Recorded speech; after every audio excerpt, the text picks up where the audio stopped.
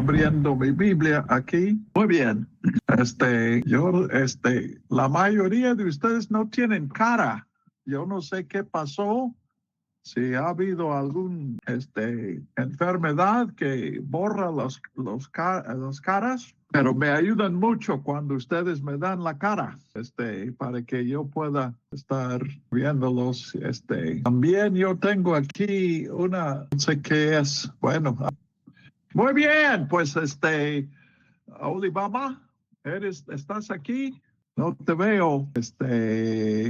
Andrea, puedes prender tu cámara. Pedro Luis, te agradezco que prendas tu cámara. Daniel, Ami, lo mismo. Cuando tenga más caras, ya vamos a comenzar. Parece que algunos se conectaron y luego se fueron porque no están respondiendo. Pedro Luis, gracias por la explicación. Ahí está. Uno, falta Emanuel. ¿Será que ahora ya? Ok, sí. Si alguien abre el micrófono, si quieren hablar, con mucho gusto lo reconozco y les doy tiempo, pero hay que tener la cámara prendida y el micrófono apagado. Señor, te damos gracias por este tiempo, por la reunión, la convivencia que nosotros experimentamos cuando venimos juntos para escuchar tu mensaje a nosotros. Pedimos que tú mandes tu espíritu para enseñarnos en esta noche, para que nosotros captemos este mensaje que tú inspiraste a Pablo para nosotros. Queremos saber para que obedezcamos, para que seamos tus siervos y tus testigos en este mundo. Bendice a cada uno de mis hermanos presentes en su camino personal contigo y también en la tarea que has dado a cada uno según sus dones. En el nombre de Cristo, amén. Muy bien, hace 8 días vimos que Pablo comienza diciendo en 1:17, no se olviden de eso, no me avergüenzo del evangelio. Entonces, él está declarando su tema, lo que él creen. Pero luego, en 1:19, él, 18 más bien, él comienza, es que todos hemos rechazado el conocimiento que Dios nos ha ofrecido. Este es conocimiento no en el sentido de conocimientos, de hechos o de verdades, sino conocimiento personal. Dios se revela a sí mismo por medio de la creación. Pero la Biblia, pues Romanos nos dice que hemos rechazado esa revelación porque eso es algo de lo cual no estamos nosotros conscientes. Tenemos que ser advertidos de eso. Entonces, capítulo 1 habla de los resultados de eso. No está hablando de una vida en particular, sino de la humanidad como un todo. Y vemos que está lleno de idolatría, adoración a falsos dioses en lugar del verdadero Dios, pecado sexual, que yo creo que Pablo enfatiza probablemente porque es algo íntimamente relacionado con nuestra identidad. En el acto sexual uno conoce a otra persona y se conoce a sí mismo. Y luego él habla de relaciones malas entre seres humanos, y yo entiendo toda la lista de 1:29 a 31 en ese sentido, de que nuestras interacciones con otros seres humanos son negativas y no positivas. Y luego, en un giro, lo he llamado un giro de 180 grados, en el capítulo 2, él dice, los que reconocen esta rebelión en el mundo, porque ellos han venido a Dios, han recibido una nueva revelación de Dios. por medio de su interacción con Israel o con Jesús, también somos pecadores que necesitamos arrepentimiento. Entonces, finalmente no hay diferencia, y él lo dice, porque no hay diferencia. Dios trata con los judíos y también con los no judíos. Ahora, en 3.1, donde vamos a comenzar hoy, él hace de nuevo una vuelta de 180 grados. Y necesito que ustedes sean muy atentos aquí, porque esto es un poco sutil, no es algo que vamos a ver si leemos la Biblia como un periódico de noticias. No vamos a ver la verdad aquí si nosotros estamos pensando que la Biblia es como una enciclopedia que habla del mundo, Dios y otras cosas, sino si entendemos que es un mensaje de este Dios quien nos ha buscado, a quien hemos rechazado y quien nos está buscando de nuevo. Cuando entendemos eso, entonces vemos la sorpresa del capítulo 2, que yo voy a decir la iglesia, Karl Barth escribió un comentario sobre Romanos que afortunadamente está disponible en español. Y cuando Pablo habla de los judíos, Barth en su comentario siempre habla de la iglesia, porque en el día de Pablo, pues Pablo fue parte de los judíos, que era pueblo de Dios antes de Cristo. Pero hoy el pueblo de Dios es la iglesia. Entonces, la iglesia igualmente necesita arrepentimiento, igual que el mundo necesita arrepentimiento. Y él desarrolla esto, que lo importante, 2.29, es un juego de palabras, porque él dice, uno es judío cuando Dios lo llama judío. Entonces, lo que yo soy, lo que mi vida revela que yo soy, no es la palabra más confiable acerca de mi persona. Lo más confiable es lo que Dios piensa de mí. Y yo creo que también en este 2.29 y 28 hay un juego de Dios quien creó el mundo con su palabra. Entonces, cuando Dios llama a una persona judío, esa persona es judío.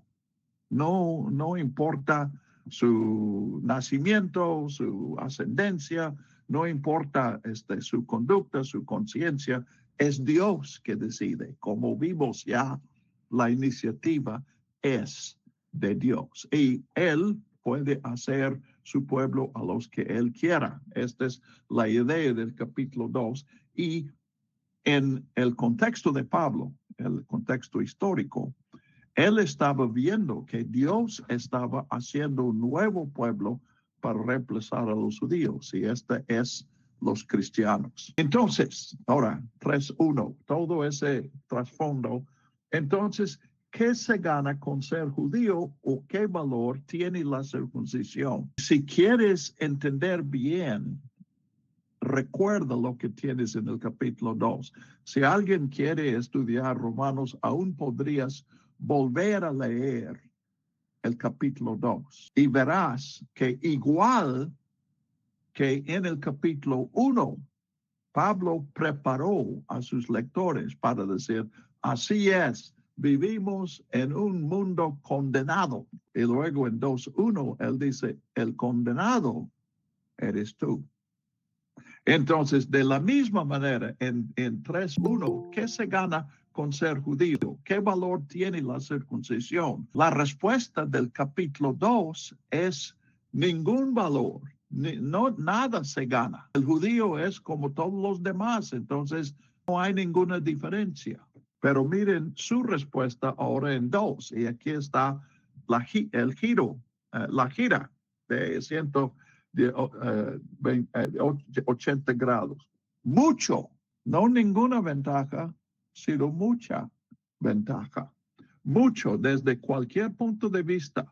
En primer lugar, a los judíos que se les confiaron las palabras mismas de Dios. Entonces, nosotros también podemos identificarnos con eso, porque Dios nos ha confiado su palabra. Y sí, Pablo está pensando en las escrituras. Para él, las escrituras era lo que nosotros llamamos Antiguo Testamento, pero nosotros enfatizamos aún más el Nuevo Testamento como el cumplimiento de esas promesas y profecías, etcétera, del Antiguo. Pero noten que no dice que tengan la palabra de Dios, sino que Dios les confió su mensaje. Entonces, confiar no es lo mismo. La Biblia nunca es nuestra posesión. La Biblia es más bien algo confiado. Somos mayordomos, somos responsables de lo que hacemos con la palabra, el mensaje. Entonces, pero Dios, pues esta es la diferencia. En el mundo hay pecadores que no conocen la verdad de Dios y hay pecadores que han escuchado la palabra de Dios por leer, por algo que encontraron, por el testimonio que alguien les dio. Tienen la palabra de Dios. Pero luego él dice, pues en realidad está diciendo, el problema es que los que recibieron la palabra no respondieron bien a ella. Entonces, no creyeron. La palabra de Dios nos llama a creer en él. Ese creer no es una buena, es una traducción desafortunada. Sí es correcta, pero creer no es como creer algo que creemos que el mundo es redondo. Creemos que la tierra gira alrededor del sol. Algunos creen que existen los ovnis y muchos creen Dios de la misma manera. ¿Crees en Dios? Sí, yo creo que sí hay un creador. Bueno, esa no es la pregunta de la Biblia. Es si te has comprometido con este. Entonces, creer bíblicamente, primero no es una proposición, es en una persona. Sí, Pablo habla de creer que Jesús resucitó. Eso sí es importante, pero es solamente creer que Jesús resucitó, depende de creer en el Dios que lo resucitó. Entonces, depender de Él y es también, eso es confiar en Él, depender de Él y también ser fiel a Él, obedecer. Creer que Dios está diciendo la verdad es parte, pero si crees que Dios dice la verdad y no lo practicas, no respondes positivamente, quedas donde quedó el mundo en el capítulo 1. Entonces, nos es confiada la palabra de Dios, pero no si fuimos fieles.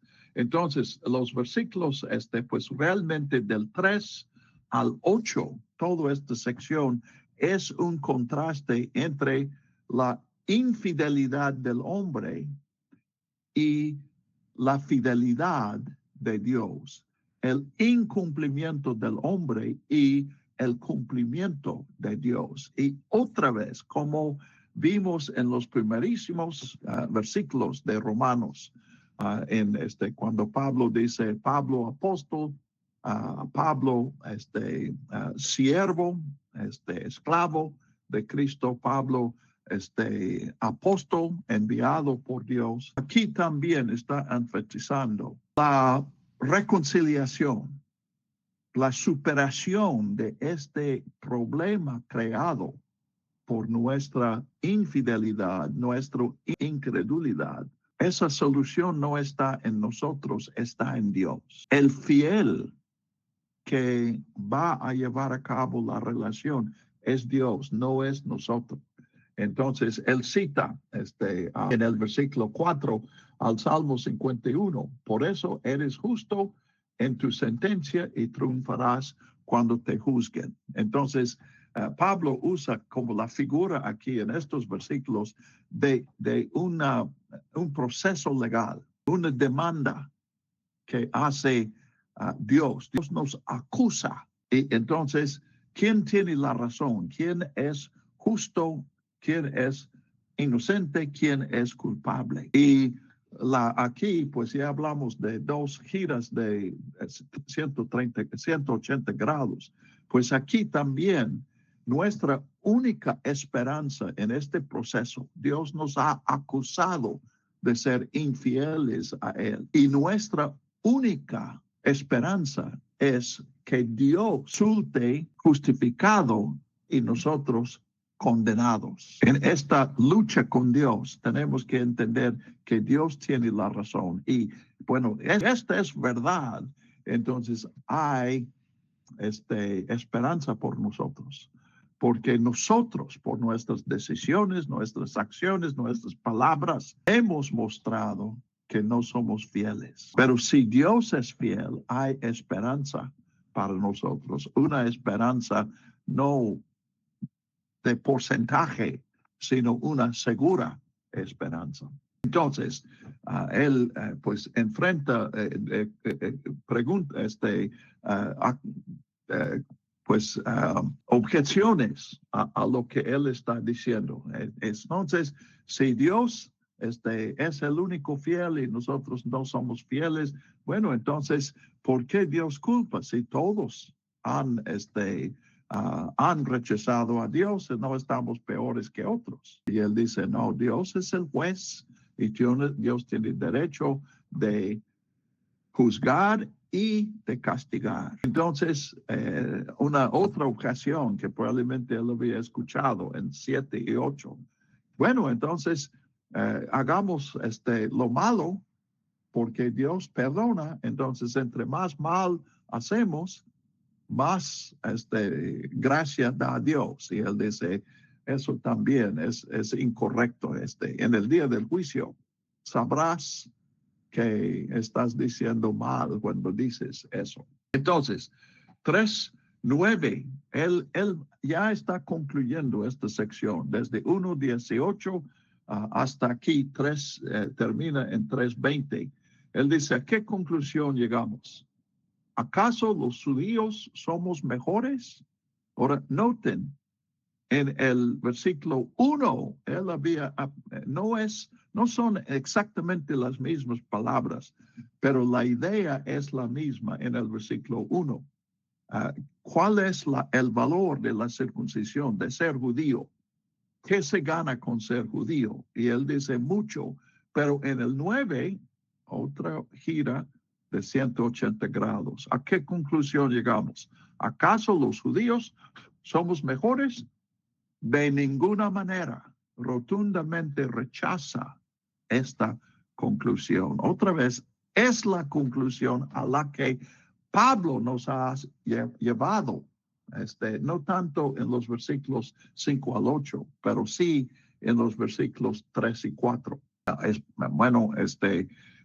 Realmente en el principio allí, cuando dice, les fue confiada la palabra de Dios, el mensaje de Dios. Entonces, él pues toma una cadena de escrituras. Ustedes, yo estoy usando la nueva versión internacional y tiene notas con las citas, con los lugares donde encontramos estas citas de las escrituras. Vienen de Salmos y de Isaías en el versículo del 10 al 18. Y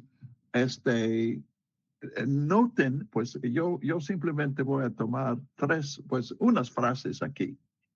Primero, él dice, no hay un solo justo. Pablo no está diciendo eso.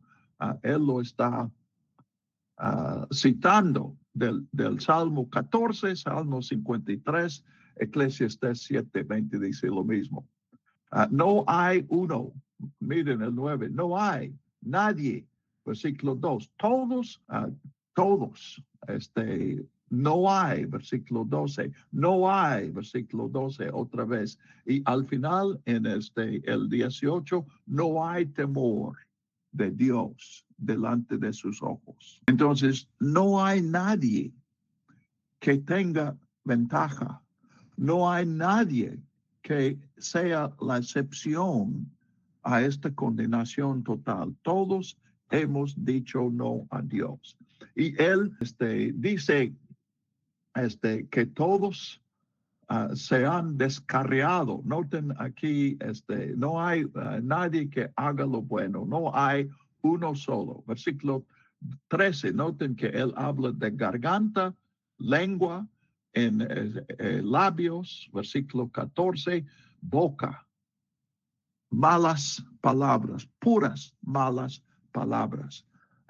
14 y 15, perdón, 15 y 16 y 17, pies, caminos, no conocen la senda de paz. Entonces, malas palabras, malas acciones. Es lo que caracteriza al hombre porque hemos dicho no a Dios. 1:21, aunque conocían a Dios, no le glorificaron como Dios ni le dieron gracias. Entonces, el resultado es que no hay buenas obras, no hay buenas palabras, todos estamos descarriados. Luego, en el 19, este no es exactamente un giro de 120, 180, pero sí es una gran sorpresa para sus compañeros judíos. Él dice, ahora bien, sabemos que todo lo que dice la ley lo dice a los que están sujetos a él. Entonces, él está diciendo, estos versículos 10 al 18 no son descripciones de los incrédulos, son descripciones de los creyentes del pueblo de Dios. Nos ha dado acuérdense de 3:1 y 2. Dios nos ha dado su mensaje. Y su mensaje es, estás mal. Mal en lo que dices, mal en lo que haces. Estás mal. Pero luego él hace el mismo giro en el 19:1, perdón, en 3:19a, dice, estas palabras, este mensaje que dice no hay nadie, es para el pueblo de Dios, el pueblo que tiene la ley, el mensaje, las escrituras. Palabra ley, voy a hablar de eso porque ley se usa en varios sentidos en Romanos, especialmente cuando llegamos al capítulo 7 y 8. Pero aquí, ley es la revelación de Dios. Los judíos, la palabra que usaban para sus escrituras en su idioma era Torah. Y Torah quiere decir instrucción. Por razones que yo no entiendo, cuando la mayoría de los judíos ya no conocían el hebreo, hicieron una traducción al idioma que era la lengua franca de aquel día, esos 250 años antes de Cristo. Y cuando tradujeron al griego las escrituras, a Torah le dieron la traducción ley, nomos en griego. Entonces, para nosotros, yo no entiendo eso realmente. Pues en parte sí puedo entenderlo, porque lo primero que fue traducido fueron los 5 libros de Moisés. Y sí, el centro de Génesis, Éxodo, Levítico, Números, Deuteronomio es la ley que Dios recibió de Moisés. Pero simplemente necesitamos entender que a veces en el Nuevo Testamento ley quiere decir el Antiguo Testamento, y eso es lo que hay aquí. Pero luego, eso es 19a. Todo lo que dice la ley lo dice a quienes están sujetos a ella.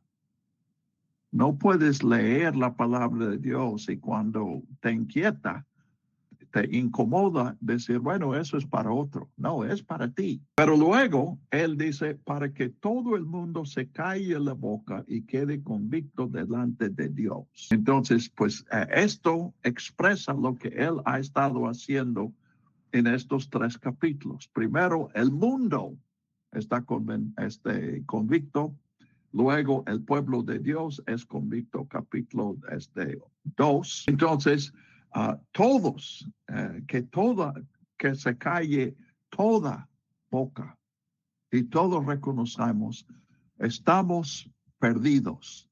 Nosotros hemos escogido la separación de Dios. Por tanto, versículo 20, nadie será justificado en presencia de Dios por hacer las obras que exige la ley.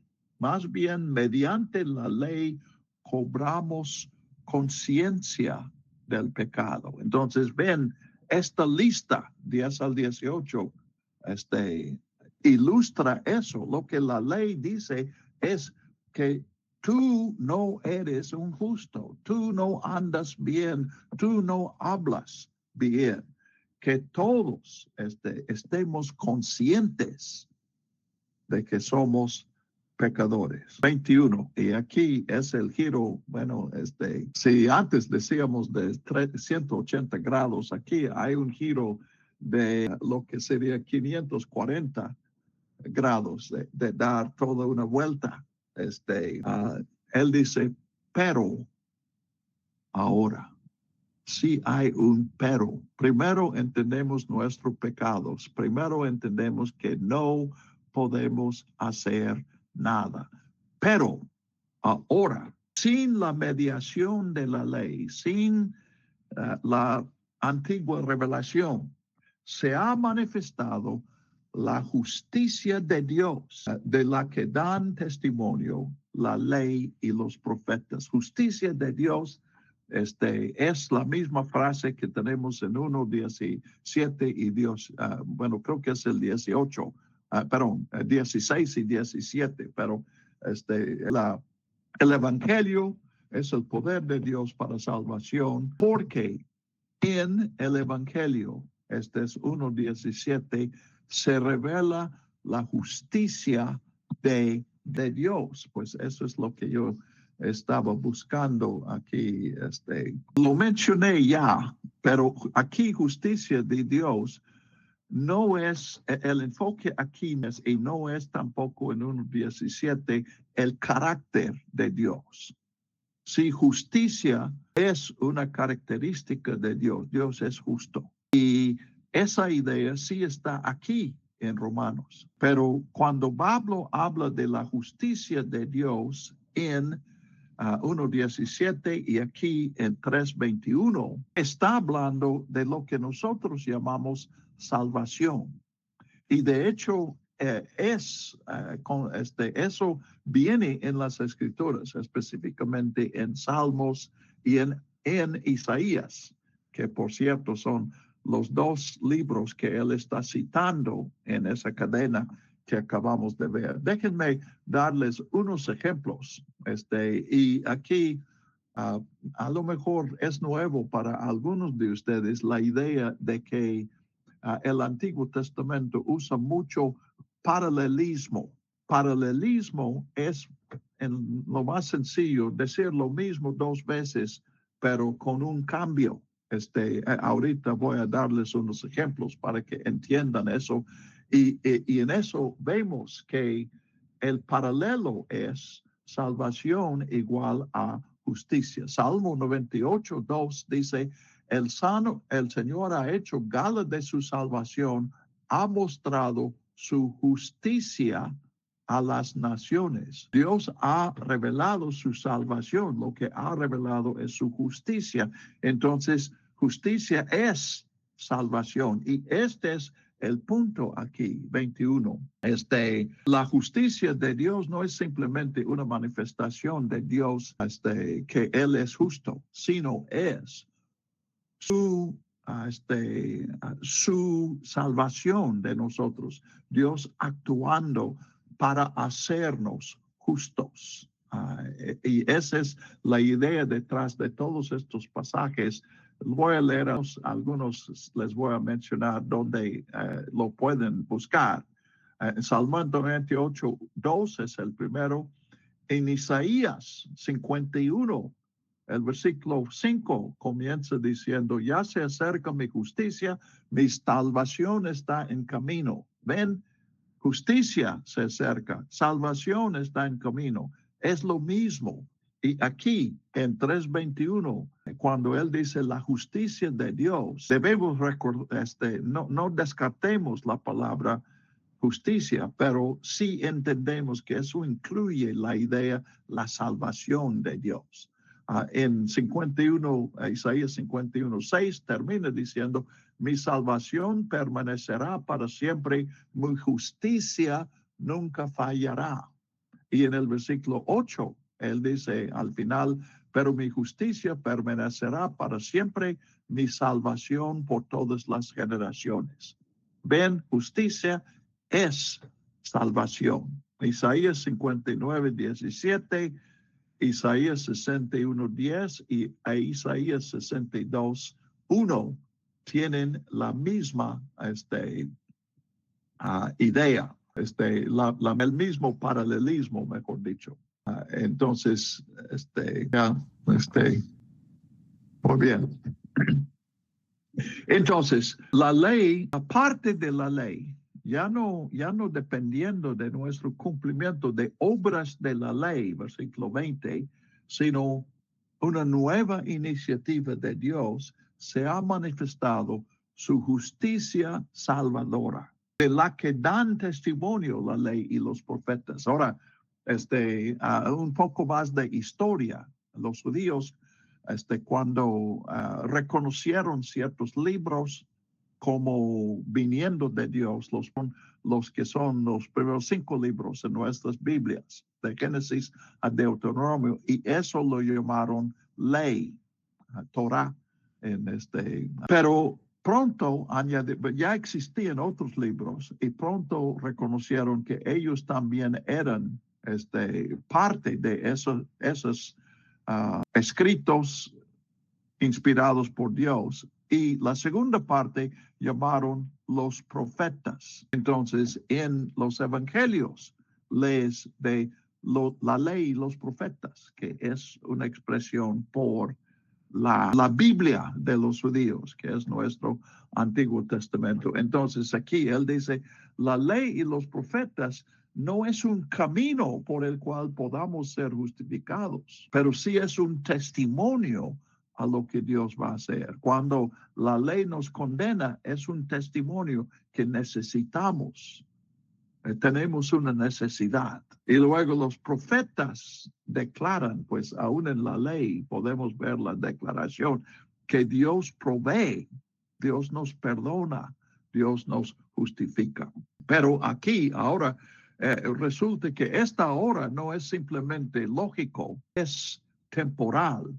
Esta justicia de Dios llega mediante la fe en Jesucristo. Entonces, pero ahora quiere decir ahora que ha venido Jesús. Ahora que Jesús ha cumplido su tarea, muriendo, resucitando. Y ahora en Él, confiando en Él, cuando creemos en Él, esta justicia de Dios llega a nosotros. Entonces, por la fe. Entonces dice 22, ahora noten aquí, este es como un resumen. Martín Lutero dijo, aquí está el resumen del Evangelio. Estas palabras en 3 versículos aquí. De hecho, no hay distinción, pues todos han pecado y no alcanzaron la gloria de Dios. Todos hemos escogido el rechazo, rechazar a Dios, y por lo tanto no alcanzamos la gloria de Dios. Noten aquí, gloria es la misma raíz que tenemos en 1:21. No le glorificaron como Dios ni le dieron gracias. Entonces, cuando no glorificamos a Dios, no reflejamos la gloria humana, porque la gloria de un ser humano es reflejar la gloria de Dios. Entonces, cuando rechazamos a Dios, estamos rechazando pues nuestro propio propósito, nuestra propia dicha, nuestra propia gloria, el carácter admirable que fuimos creados para tener. Probablemente muchos de ustedes han memorizado este versículo, Romanos 3:23, pero lo usamos mal porque ponemos un punto al final y aquí no hay un punto al final. No hay distinción, pues todos han pecado y no alcanzaron la gloria de Dios. Por su gracia son justificados gratuitamente mediante la redención que Cristo Jesús efectuó. Entonces, la justificación, el ser declarados justos, el ser perdonados de nuestro pecado, es para los del versículo 23. Nosotros normalmente interpretamos ese versículo en el sentido, bueno, todos han pecado, pero algunos se han arrepentido, algunos han creído en Jesús y ellos ya sí tienen la gloria, reflejan la imagen de Dios. Pero eso no es lo que dijo Pablo.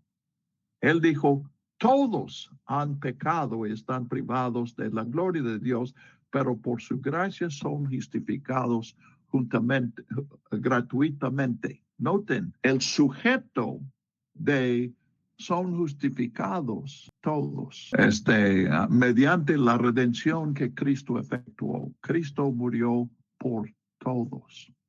Dios está obrando para traer a todos a sí mismo. Ahora, aquí, si quieren luchar con eso, yo estoy en la mejor disposición para dialogar con ustedes ya ahora o fuera de la sesión. Carlitos me contactó ayer y tuvimos una conversación sobre algunas de estas cosas. Entonces, yo estoy aquí para servirles a cualquiera que quiera indagar más en eso, que quiera expresar tu opinión y que choquemos opiniones. Aquí estoy para eso. Pero lo que yo descubro en la Biblia es que la Biblia claramente habla de que hay una distinción y esa distinción es la fe. Probablemente tú has escuchado, si tienes fe, estás bien con Dios. Bueno,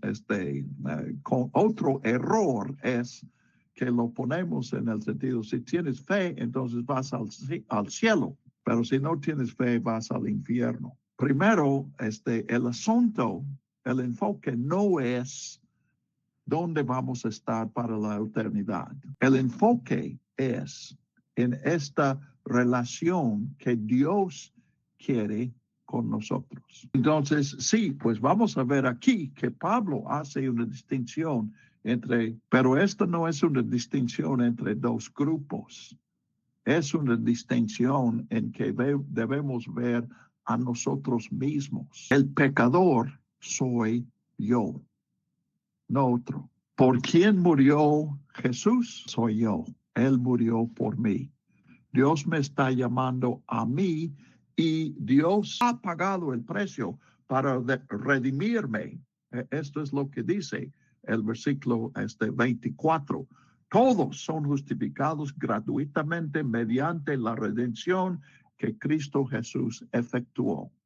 Cuando Él murió en la cruz, Él rescató a todos de esta rebelión y de sus consecuencias. Ahora, seguramente muchos, tal vez todos ustedes están pensando, hermano, está diciendo que todos serán salvos. Ese es universalismo. Bueno, estoy diciendo que eso es lo que la Biblia dice. Y otra vez, la Biblia nunca contesta, nunca resuelve. Como mencioné, aquí mismo hay división, pero también hay todos. Y en muchas partes de la Biblia podemos ver eso. Y tenemos que entender que finalmente, si va a haber algunos que siempre estén separados de Dios, es algo que la Biblia no revela. La Biblia habla de una división final, pero la Biblia también habla de la inclusión de todos. Entonces, nos revela qué quiere Dios. Nos revela el peligro en que estamos todos, pero no nos revela el veredicto del juicio final. Eso tenemos que esperar hasta que venga el día. No voy a decir más. Seguramente varios quieren dialogar sobre eso y como digo, estoy disponible siempre para eso. Entonces, él sigue describiendo todo comienza con pero ahora, versículo 21, en Cristo Jesús, versículo 22. Entonces, todo es distinto, todo es distinto. Entonces, 25 sigue describiendo esta diferencia. Dios lo ofreció como un sacrificio, igual que la ley de Moisés hay momentos especialmente que hacer sacrificar un animal por el pecado. Bueno, en el plan de Dios, ese sacrificio no es un animal, es un ser humano. Y no es solamente un ser humano, es el Hijo de Dios. Dios le ofreció como sacrificio para obtener el perdón de pecados.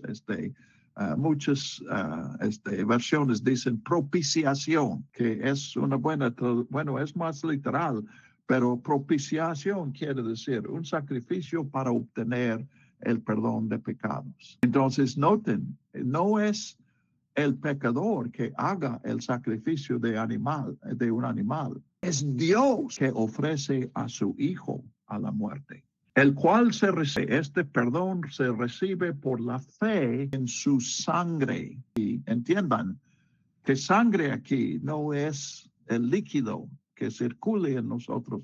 Sangre aquí representa su muerte. Él derramó su sangre y por lo tanto nosotros podemos vivir. Esta es la figura aquí, la metáfora.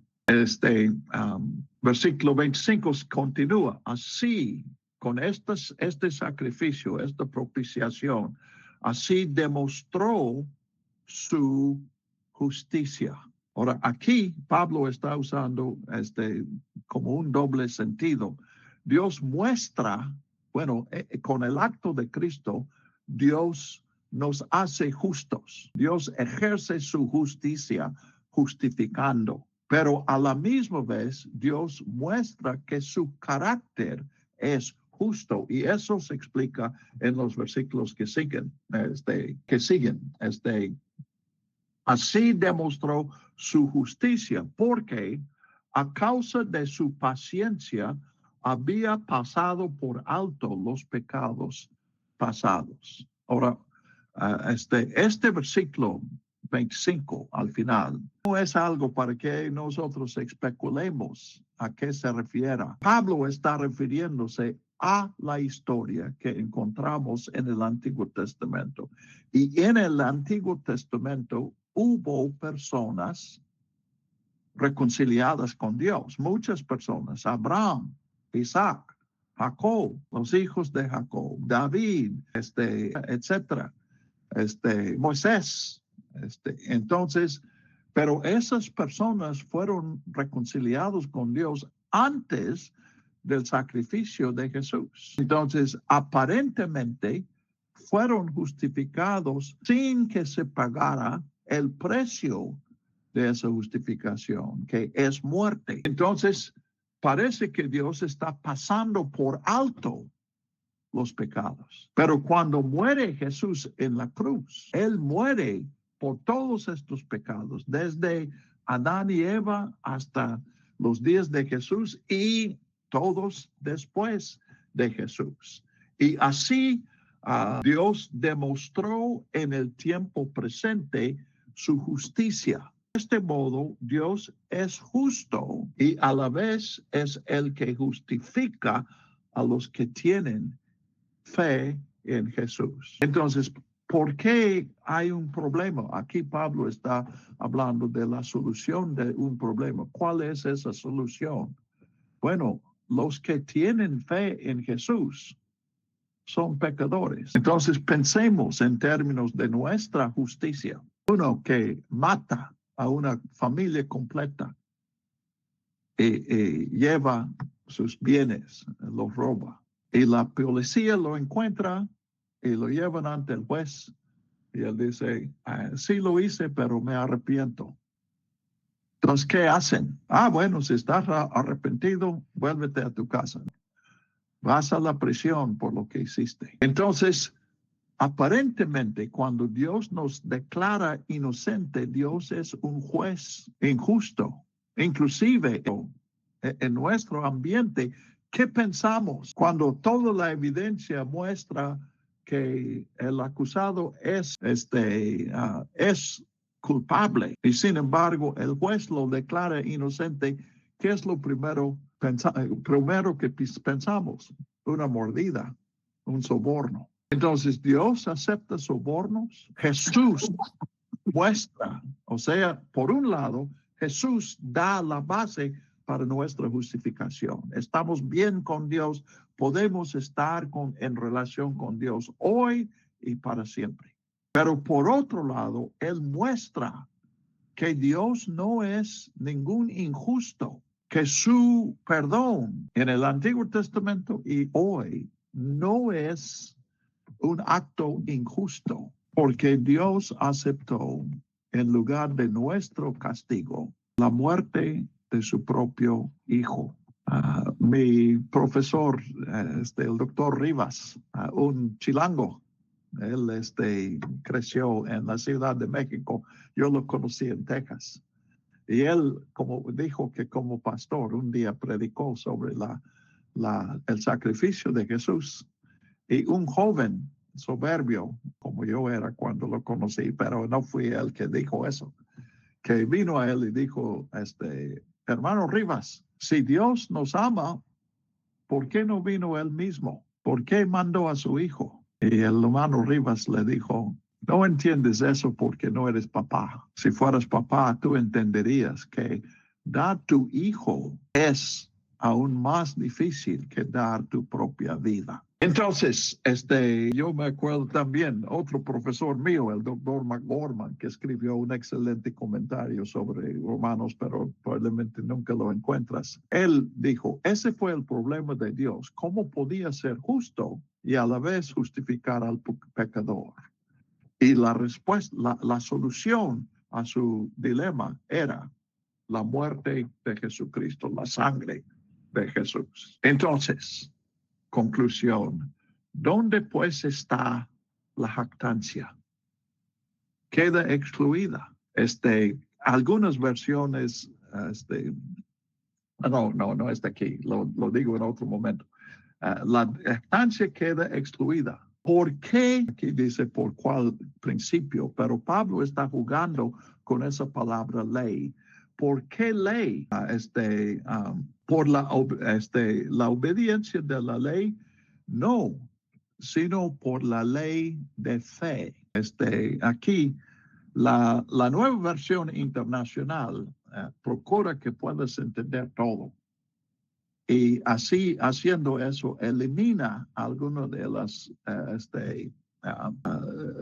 los juegos de palabras. Entonces, le recomiendo la nueva versión internacional. Yo lo estoy usando, pero te recomiendo que no lo uses solo, que también compares con otra versión. Por ejemplo, la Reina Valera actualizada capta aquí. Entonces, cuando dice, él dice, la jactancia es excluida por la ley de Dios. Pero la ley que Dios ha dado no es una ley que sirva como una escalera. Hagamos lo que la ley dice y alcanzamos y estamos bien con Dios, reconciliados con Dios. No, la ley es una ley que nos lleve a la fe. Aquí él está basándose en lo que él ha dicho en estos 3 capítulos. La ley de Dios, cuando entendemos qué es lo que Dios pide de nosotros, somos condenados porque nos damos cuenta que ya hemos desobedecido la ley de Dios y somos condenados. Entonces, cuando él habla en este versículo 27 de ley de obras y ley de fe, está diciendo la ley no nos da un camino por el cual nosotros podemos lograr nuestra propia salvación. Más bien la ley, como él dice en el versículo 20, mediante la ley cobramos conciencia del pecado. Por la ley, cuando la ley nos muestra que somos pecadores, entonces nos está mostrando que necesitamos fe. Tenemos que ser salvos por otro, porque no lo podemos hacer por nosotros mismos. Entonces, la ley que Dios ha dado no es una ley de obras, es una ley de fe. Ahora, ley de fe solamente podemos entender a la luz de Cristo. Cristo ha hecho lo que nosotros no podíamos hacer. La ley muestra que no podíamos hacerlo. Entonces, sostenemos, versículo 28, que todos somos justificados por la fe y no por obras que la ley exige. ¿Es acaso Dios de los judíos? ¿No lo es también de los no judíos, gentiles, naciones? Él está usando esa palabra traducida naciones, algunas veces, otras veces gentiles. Sí también es Dios de los no judíos, pues no hay más que un solo Dios. Entonces, ¿quién creó a los judíos? Pues Dios. ¿Quién creó a los gentiles, a los no judíos? Pues Dios. Entonces, Dios es creador de los judíos y también de los otros. O Dios es Dios de los judíos y de todos de los que no son judíos. Por lo mismo, no podemos jactarnos de que Dios sea nuestro Dios. Bueno, sí, pero Dios es Dios de los otros, pero ellos no saben. Bueno, ¿cómo conoces a ese Dios? Si dices que ellos no saben y tú sí sabes, ¿cómo sabes? Pues porque Él me ha dado su palabra. Y Pablo dice, tu palabra es lo que te condena. Y Él lo comprueba con la lista de 3, 10 al 18. Ven, estoy haciendo estas conexiones. Es un poco tedioso la repetición, pero así captamos el genio de esta descripción y lo importante para nosotros. Hay un solo Dios. Él justificará por la fe a los que están circuncidados y mediante esa misma fe a los que no lo están. A los judíos hablaban de la incircuncisión.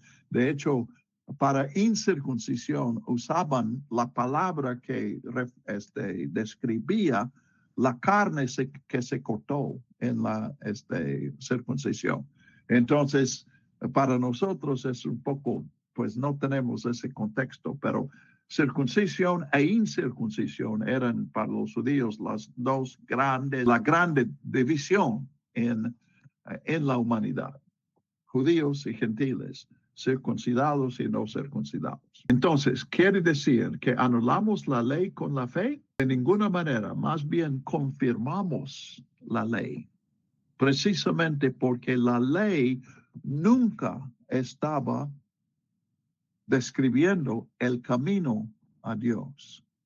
Más bien, la ley revela nuestro camino que ha sido en dirección opuesta. Y por lo tanto, la ley prepara el escenario para que venga la fe, que es entender, yo no puedo hacer nada, pero Dios ha hecho todo. Entonces, nada es exactamente lo que necesito hacer, pero eso es una nada activa. Yo cuando enseño Romanos doy lo que llamo mi comentario breve sobre Romanos. Capítulo 1.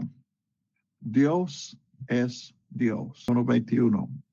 No le glorificaron como Dios. Dios es Dios, pero el problema es que en mi vida Dios no es Dios, por eso estoy condenado.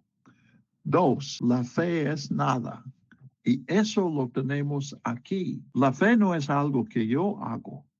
La fe es reconocer que Dios ha hecho todo. La fe no es nada de lo que yo pueda jactarme.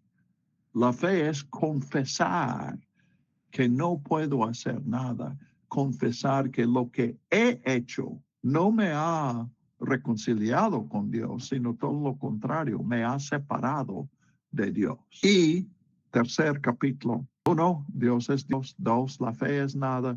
3, la diferencia entre el creyente y el no creyente es que el creyente sabe que no hay diferencia. Por eso los giros de 180 grados, al principio del capítulo 2, al principio del capítulo 3 y en el versículo 3:8, para decir, si somos creyentes, eso significa que entendemos que no hay diferencia.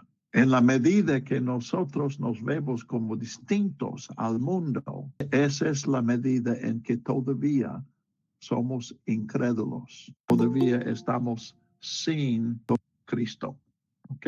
Bueno, este es el capítulo 3. Realmente la división entre en el versículo 3:21, pero ahora es una división entre los primeros 3 capítulos y el resto del capítulo 3 y todo el capítulo 4 está tratando, bueno, en su texto que él citó de Habacuc en 1:17, el justo por la fe vivirá.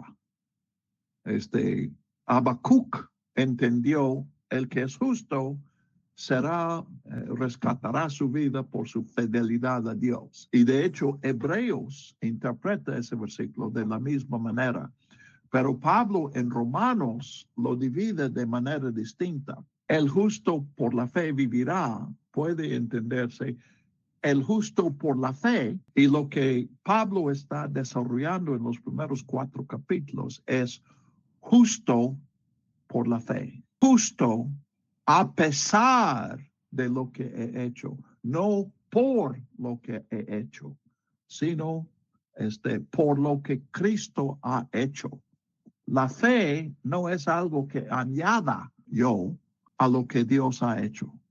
Es reconocer que Dios ha hecho todo.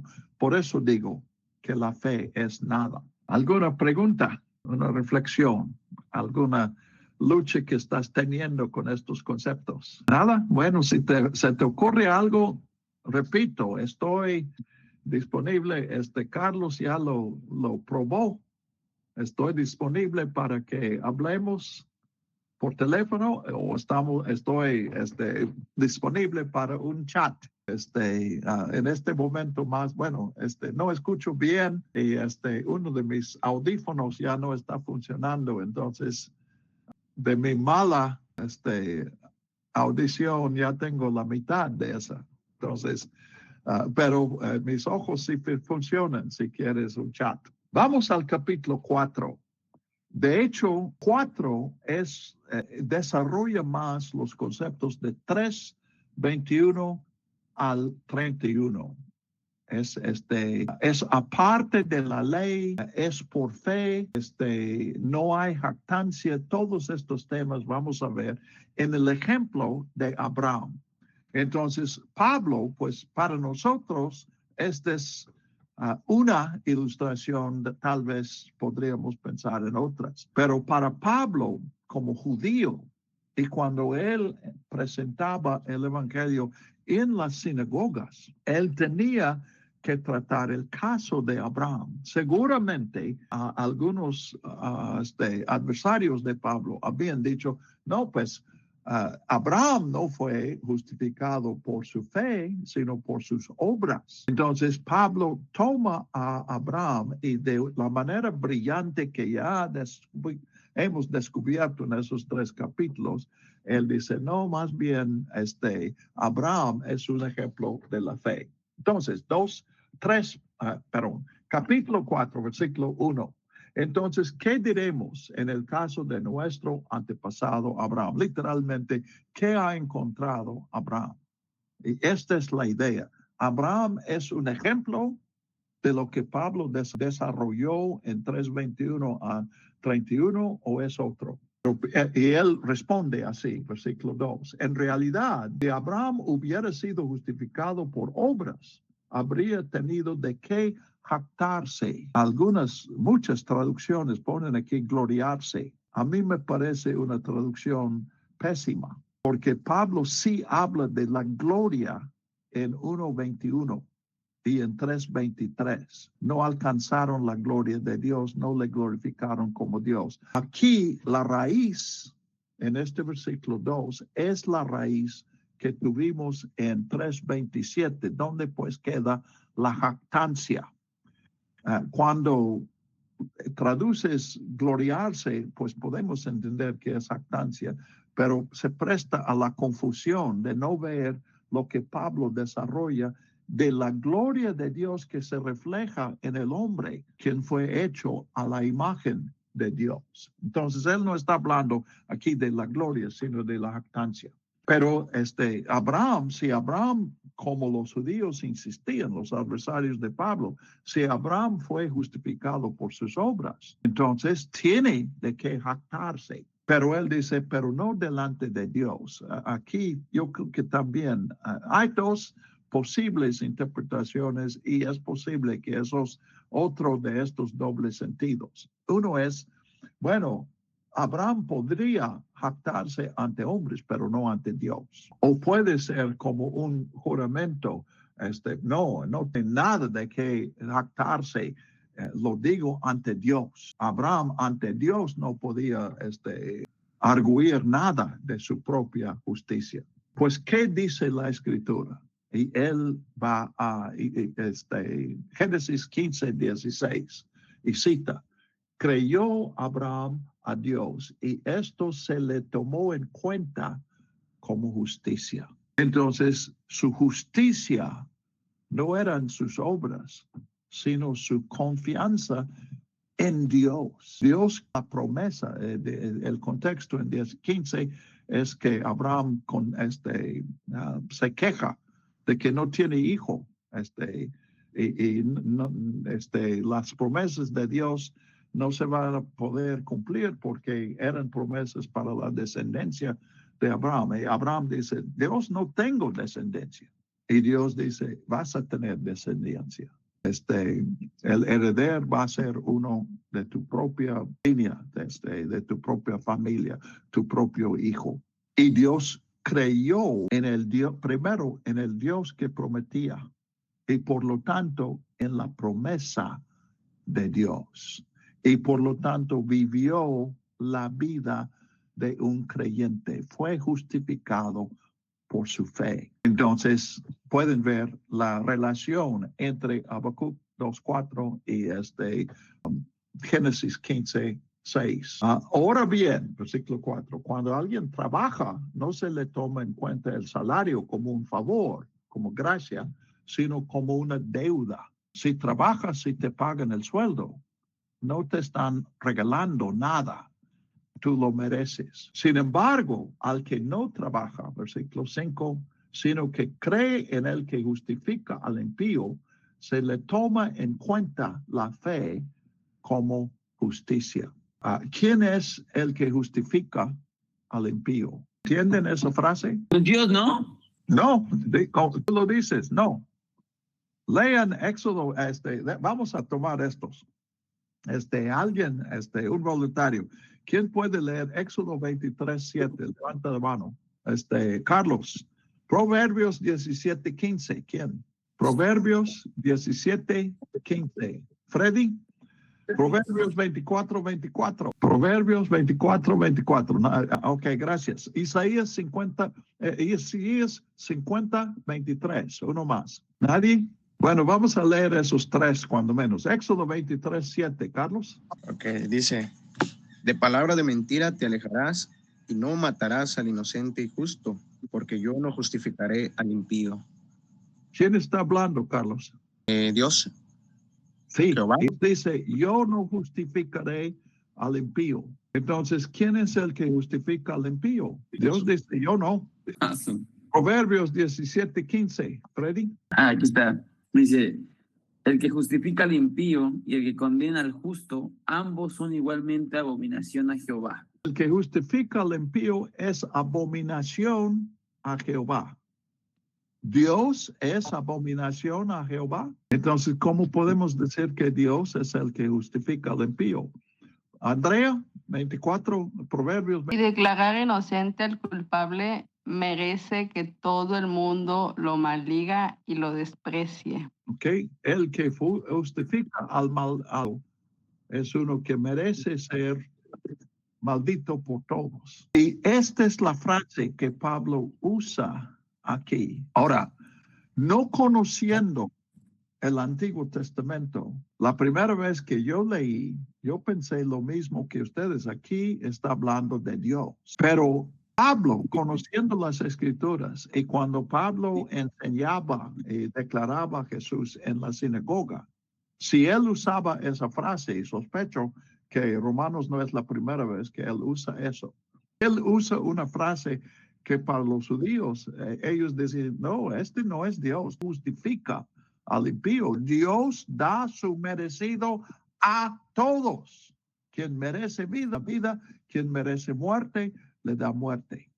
Pues esto llegó a ser para Pablo un problema, porque él había visto por la revelación de Dios en Jesucristo que todos merecemos la muerte. Si Dios nos da nuestro merecido, esa no es buena noticia. Eso no es. Entonces, ¿qué está diciendo Pablo? ¿Por qué usa esa frase? ¿Por qué no? Pablo podría haber dicho, el que no trabaja, sino que cree en Dios que dio su Hijo, o en Dios que justifica, simplemente, no al impío. Pero no, él dijo, el que justifica al impío. Y está recalcando que cuando Dios nos salva, Dios está violando su propia ley. Ahora, otra vez, no se olviden de la retórica de Romanos. Pablo nos ha hecho esa muchas veces y ahora lo vuelve a hacer. Entonces, sí, en el sentido último, tenemos que decir, pues Dios no viola su ley. Dios es Dios. Pero aquí con esta explicación, él está diciendo, no entender. Por eso yo comencé con Dios es Dios. Porque pensamos que entendemos qué quiere decir Dios, pero no lo entendemos. Solamente podemos aceptar esta relación que Dios nos está ofreciendo en Jesucristo. Y poco a poco estamos aprendiendo que nuestro concepto de Dios es incorrecto, que Dios es mucho más que nosotros sospechábamos. Y cada vez que vemos más que Dios es Dios, entendemos más que la fe es nada. Lo que yo traigo a Dios, nada. Lo que yo traigo a Dios es mi rebelión, lo que merece la muerte. Pero Dios está dispuesto a tomar mi abominación sobre sí mismo, porque el que murió en la cruz es Dios el Hijo. Bueno, Freddy. Sí, lo que está comentando me llega a la mente, pues, la historia de Job. La verdad, a mí me hace boom hasta la fecha el cómo, pues, dice ahí la literatura que llega el enemigo y le dice, ya vi a tu siervo Job, ¿no? Un hombre, pues, de alguna manera, pues, sensato, obediente, que, pues, de alguna manera estaba sirviendo a Dios, ¿no? Y le dice, haz lo que tú quieras, o sea, tú puedes tocarlo menos su salud, o sea, permitiendo el mal para uno de sus hijos. Y luego también al final digo, bueno, toca su salud, pero no lo mates, o sea, y es ahí donde a veces, o sea, cuando uno está leyendo, pues uno dice, pues qué clase de Dios es, ¿no? O sea, es un Dios que está demostrando de que a pesar de que eres bueno, a pesar de que obedeces, va a permitir que te pasen cosas malas. Y toda la narrativa de Job nos lleva al punto en el capítulo 37, donde pues Dios habla con Job y le dice, ¿tú estuviste cuando yo hice esto? ¿Tú estabas aquí cuando separé el mar de la tierra? O sea, haciéndole ver de que pues yo soy Dios, ¿no? Y voy a hacer lo que quiera contigo. Y son detalles que en lo personal pues sí impacta, porque decimos, o sea, entonces es capaz de cambiar sus propias reglas, es capaz de hacerle, así que no hacerle mal a alguien, pero sí permitir el mal para que siga viendo su soberanía, ¿no? Entonces, yo creo que esto también tiene que ver con un poquito de lo que está comentando, porque sí da un boom decir, oye, ¿cómo que tú haces eso, no? ¿Cómo que dices, sí, haz lo que quieras? O sea, básicamente yo veo eso en Job, o sea, sí, tócalo, es mío, quítale su salud, es mío, quítale a sus hijos, es mío. Y uno dice, y pues sí, mueve bastante eso. Ahora que lo dice, se me ocurre, es aún posible que Pablo estuviera pensando en Job, porque noten, el ángel acusador, nosotros pensamos que Satanás está allí, pero toman la palabra y le aplican el sentido que nosotros tenemos. Lo que está allí es un ángel acusador, uno que está investigando el mundo para ver quién está mal, para acusarle ante Dios. Pero noten, quien menciona a Job no es el acusador, es Dios. Es Dios que da la orden de dar al justo el castigo que no merece para ver qué va a pasar. Entonces, el asunto de Job no es Satanás. Satanás ni aparece en Job. Es Dios. El asunto es con Dios. Dios que está haciendo injusticia a Job. Pero como dices, Freddy, finalmente no podemos decir que Dios está haciendo injusticia. Tenemos que confesar, a nosotros nos parece injusto, pero nosotros no somos Dios. Job también declara, o Dios en Job declara, Dios es Dios. No, finalmente no puedes decir, bueno, puedes decir, Dios es creador, Dios es bueno, Dios es justo, etcétera, Dios es juez. Pero cuando has dicho todos estos, no has descrito a Dios. Todavía hay más para decir que lo que ya se ha dicho. Dios. Entonces, el escándalo de Job, que Dios no está dando su merecido a quien merece pues Dios sí Dios lo alaba por lo que está haciendo, pero lo que hace con su vida es todo menos eso. En Jesucristo es lo opuesto. Job se presenta como uno que es perfecto. Y quien dice que es perfecto es Dios mismo. Lo dice 2 veces en el capítulo 1 y en el capítulo 2. Dios lo dice 2 veces. Pero nosotros somos todo menos eso. Romanos 3:23. Y sin embargo, Dios nos justifica. Entonces, este versículo 5, el que justifica al impío, se refiere al problema de Dios en 3:28, creo que 28-29. ¿Cómo puede ser Dios justo y juzgar a personas como nosotros, pecadores? Y está diciendo, no es algo que podamos entender, pero sí es cierto. Juan Pablo. Buenas noches, hermano. Soy Juan Pablo Garrido Cardona, papá de Juan Pablo Garrido Santos, aquí pastor de la iglesia de Ixtepec, Oaxaca. Yo lo entiendo como que el que nos justifica, sí, Dios, a través de Jesucristo, ¿no?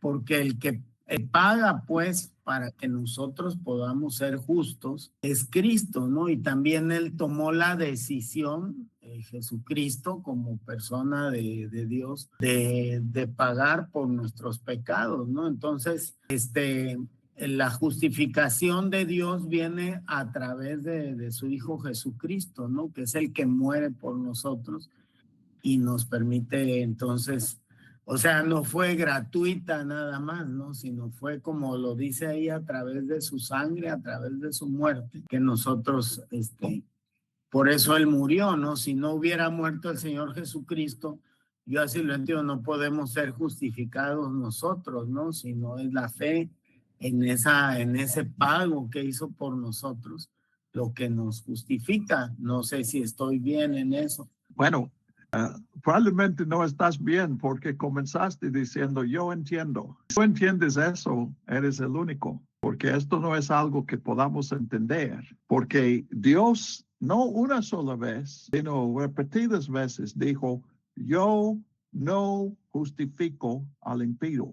Ahora, lo que dijiste, todo es correcto. Lo que no es correcto es pensar que esta es la respuesta a la pregunta, que eso elimina el escándalo de este versículo. Y el escándalo que en la congregación de Jesucristo, cuando la adoración de Dios, el escándalo que yo voy a estar allí, aunque no lo merezco. Entonces, si el juez condena la muerte, dice, bueno, hubo un asesinato, hay que matar a una persona, y él mata a una persona que no cometió el crimen, ¿eso es justo? Pero mi pregunta sería, si Cristo, claro que Él, me refiero yo, Él quiso morir por nosotros, porque nos ama. Okay. No es justo lo que usted dice, es el sacrificio de Cristo por amor a nosotros. Y entonces, eso nos justifica. Que uno peca y otro paga el pecado, ¿eso es justo? Pues delante del juez, ya alguien pagó, ¿no? Es una decisión de él de pagar por nosotros. Desde luego que somos salvos por gracia, porque nos lo merezcamos, ¿no? Desde luego que... Yo puedo ir a la prisión y presentarme y decir, quiero que sueltes a narcotraficante y yo voy a tomar su lugar en la prisión. ¿Eso es justo? ¿Eso se permite? Para uno, no, o sea, él es el que nos justifica, él paga por nosotros, pues. Entonces, para nosotros los que creemos... ¿Y eso se hace? De hecho, hay muchos en la prisión que están allí cuando ellos no cometieron el crimen y el que realmente lo hizo está en libertad, pero ¿eso lo llamamos justicia? No sería justo, pero quizás si la persona dijera, yo voy a la cárcel en lugar tuyo, y él lo hace por su voluntad, ¿no? Como por ejemplo, si un padre dijera por su hijo, yo voy en tu lugar. Entonces, ¿cuántos casos de eso ha habido en México? ¿Cuántos padres hay en las prisiones que están allí por sus hijos? No, pues no lo sé, no lo sé, pero sí hay casos donde los padres mueren por los hijos. Entonces, yo esa es la manera en que lo entiendo, ¿no? Es que Jesucristo murió por mí. Claro que yo soy una persona injusta, pero Él me justifica por sus méritos, ¿no? Como dice la Biblia. Esa es la manera en que yo lo entiendo, ¿no? Que Él pagó por mí y me dio la salvación. Por eso quiero sugerir que tú y yo no debemos decir así lo entiendo. Mejor debemos decir no lo entiendo. Y sí, le entiendo también su punto de vista. Porque no es algo que esté dentro de nuestro conocimiento. Tú estás aquí como pastores, necesitamos enfrentar eso. A veces pensamos que es nuestra tarea explicar todo y nosotros explicamos también que nuestras congregaciones entienden quién es Dios. Es que si eso se hace, entonces hemos fallado como pastores. Si mi congregación entiende a Dios, yo he fallado. Porque Dios es Dios. Dios es más que lo que yo puedo entender. Ahora, todo lo que has dicho es válido, pero debemos entender que queda algo que no podemos explicar. Dios podría haber hecho una Biblia que omite esas palabras. Yo no justificaré al impío. pero Dios lo incluyó y luego inspiró a Pablo para usar esas palabras precisamente para decir que Dios hizo lo que es prohibido. Entonces, si digo algo que es entendible, no estoy diciendo lo que Dios está diciendo. No sé si me entiendes, Juan Pablo. Sí, bueno, yo hasta ahorita me quedo con que creo que la explicación de Pablo lo que nos trata es de explicar cómo es este mecanismo, yo lo llamo así, por el cual él, por su voluntad, siendo yo injusto, él pagó por mis pecados y como dicen muchas partes, el justo murió por el injusto para que yo fuera salvo. Eso es lo que entiendo. Ahora, lo que usted, yo lo entiendo también, yo así lo entiendo, lo que usted me trata de decir, es que hay cosas que pues no sabemos a detalle, ¿verdad? Por ejemplo, el caso de Job, pues Dios tenía un plan para él, ¿no? Por el cual él nos da un testimonio, o sea, es el 4,000 años después de Job, seguimos pensando en él y cuando pasamos pruebas, sí, ahí la enseñanza de Job, Dios tenía un plan para él. Sus hijos, por ahí después le preguntaré, me queda la duda si eran buenos o si no eran muy buenos sus hijos, pero murieron, aunque la muerte para mí no es necesariamente algo malo, sino ellos si eran de Dios, pues se fueron con Dios, ¿no? Humanamente lo vemos muy malo, pero ellos si eran de Dios, pues fueron con Dios, ¿no? Y Dios cumplió su plan en Job. Hay cosas de los planes de Dios, eso es lo que entiendo de usted que nos está diciendo, que no vamos a entender todavía, ¿no? Muy bien. No vamos a entender. Déjeme y otra sí. Un poquito más. Te agradezco la conversación, porque así como pastores debemos pensar en eso. Pero ¿dónde dice que dónde dice Dios que tiene un plan para Job? Sí, no dice ahí que tiene un plan, pero en otras partes de la Biblia dice que él antes de la fundación del mundo nos había planeado. Okay. Un plan para nosotros. Entonces, Dios tiene un plan para nosotros, pero no dice para Job. Lo que dice a Job es, si te dijera no entenderías. No dice hay un plan y no le explica lo que ha pasado. Sí, pero si para todos los humanos hay un plan, yo creo que para Job también, igual que para todos los seres vivientes, según lo que dice la Biblia, hay un plan, porque lo dice Pablo también, ¿no? No me acuerdo si en Corintios, que antes de la fundación del mundo, él ya tenía un plan para la vida de Pablo, ¿no? Entonces, ¿Dios tiene un plan para las personas perfectas? No hay personas perfectas. Job es una persona perfecta. Entonces, ¿quién sabe si Dios tiene un plan para él? Estoy jugando aquí un poco, no es... Ajá, sí, yo lo que he leído en los comentarios... Como ningún otro, Job es el que es más perfecto que ningún hombre que jamás ha vivido. Pero lo que dice el comentario bíblico... Perdón. Ya no lo entendí. Perdón, se está cortando, hermano, sí. Un poquito. Muy bien. Se está cortando. Hasta aquí llegamos. Lo que quiero comunicar es que Pablo finalmente no está hablando para que entendamos más. Está hablando para que entendamos de que no podemos entender. Entonces, pues hasta aquí te agradezco, Juan Pablo. Gracias por tus comentarios y a todos por su atención. Aquí vamos a comenzar con 4-6 dentro de 8 días y continuaremos. Y sí, búsquenme si tienen alguna duda o algún comentario más. Buenas noches, hermanos. Adiós, buenas noches, gracias. Nos vemos el otro lunes. Próxima semana. Goodbye. Buenas noches, Andrea, Manuel, Livni, Juan Pablo y Juan Pablo. Elmar. Hasta el próximo lunes, hermano. Hasta el próximo. Buenas noches, Emanuel. Buenas noches, Afeca, no sé cómo te llames.